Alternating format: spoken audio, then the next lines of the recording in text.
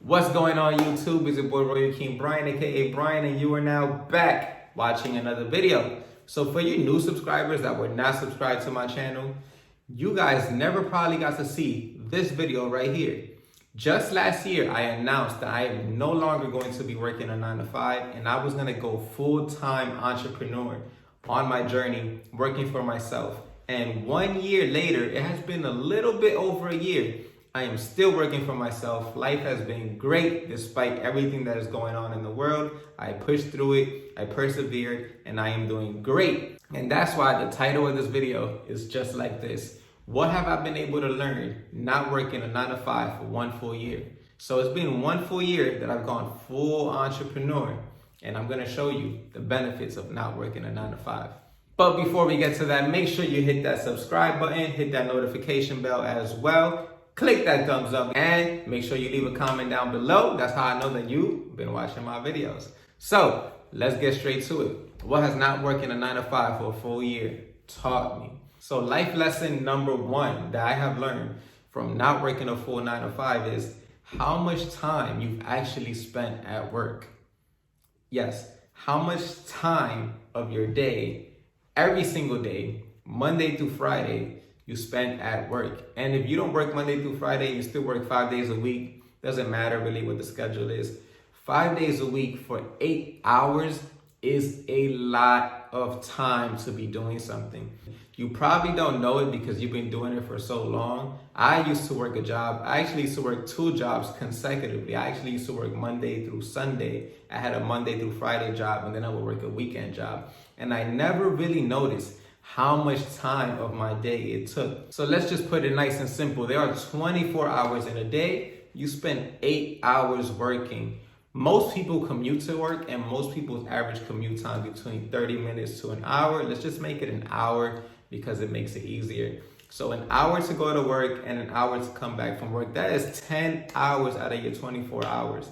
That is 10 hours of your day right there just on work, commuting to work, coming from work, and actually doing the work. That means you have 14 hours left. You have to take a shower, and I'm hoping you guys take a shower and you last some little good time in there. That's 30 minutes.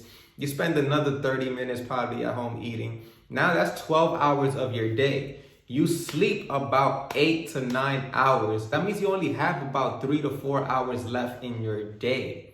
The thing is that when you work so many hours, you're usually exhausted. And that's how we're going to transfer this and get to life lesson number 2. You are so exhausted and drained after a 9 to 5 job. No matter what your job is, whether your job is sitting down, whether your job is standing up, whether you work at a restaurant, whether you work at a hotel, no matter where it is that you work, that amount of hours on a daily basis, Monday through Friday or 5 days a week, that is exhausting and that is draining. Now you could tell me, Brian, my job is not that bad. I don't get that tired from my job. Now let me ask you this question. Have you ever had a day that you were like, oh, the second I get out of work, I'm gonna focus on building a side business. The second I get out of work, I'm gonna go do this thing. The second I get out of work, I'm going to do this. And the second you get home, your mind starts like, the second you get home, you sit down on that sofa, your mind is like, I'm tired. Maybe I should do that another day. And then you put it off for another day. Then you put it off for another day. Then you put it off for another day. So something that you wanted to get done in January could still be getting pushed back all the way to like April.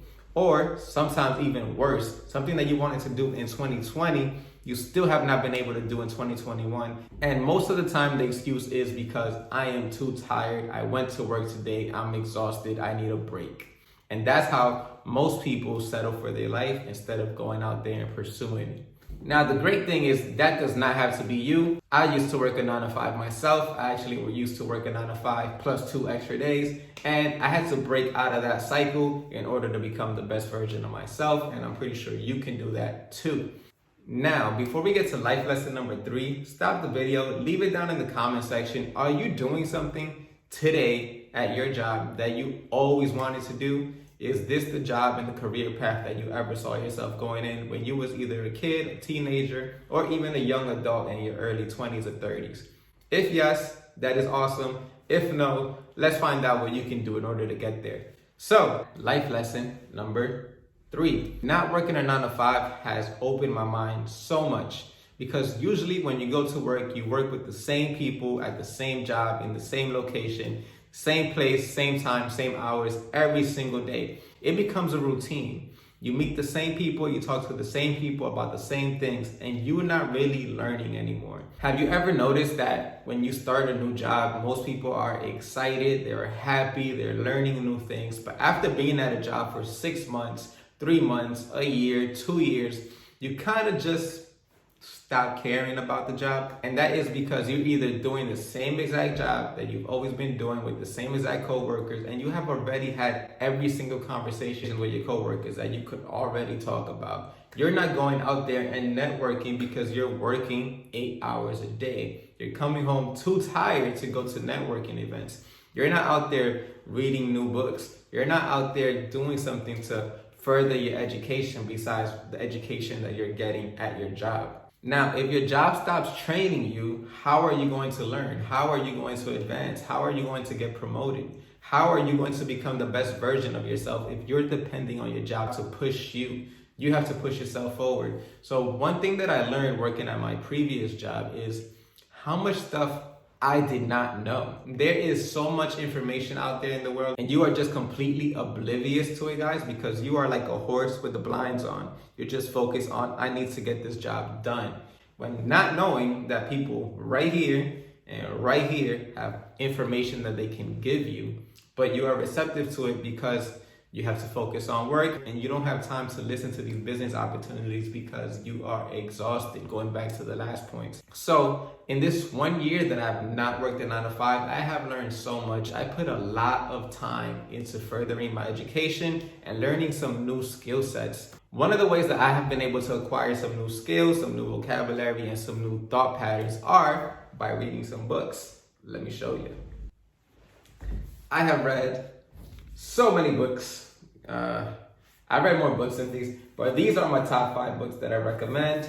I'm gonna show them real quick. I'm not gonna go into detail with them. If you wanna see why I like these 5 books, leave it down in the comment section, and I'll make a video reviewing my top 5 books of 2021. So, Think and Grow Rich by Napoleon Hill.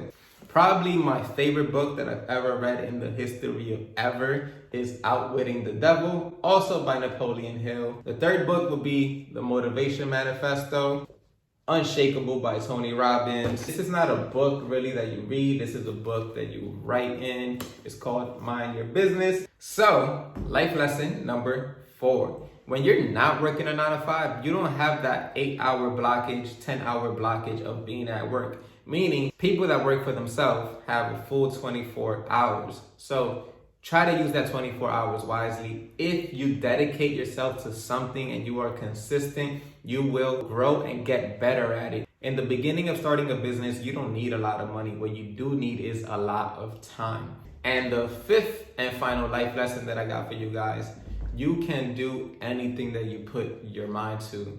That is something that I have only been able to do and only been able to follow by not working a 9 to 5. Not working a 9 to 5 makes you tidy up quick. If you're bad at money management, you have to get good at it really quick, or else you're not going to be able to pay the bills. If you're bad at managing your time increments, it's going to make you get really good at it because you have to be. The results that you get are a direct reflection of the time and effort that you put in. In the beginning, a lot of people think I need money. No. The more time you put into something, the more clients you'll be able to get. The more clients you'll be able to get, the more money you'll be able to get. So the biggest takeaway that I've learned from not working a 9 to 5 is that it holds so many people back from actually starting. If you work in a 9 to 5 job, please do not get offended. I do not mean to bash anybody working a 9 to 5 job. I have spent more time working a 9 to 5 job than I have spent being an entrepreneur. But I did have to break that mental cycle, that mental slavery of I need to work a 9 to 5 job in order to fund my dreams.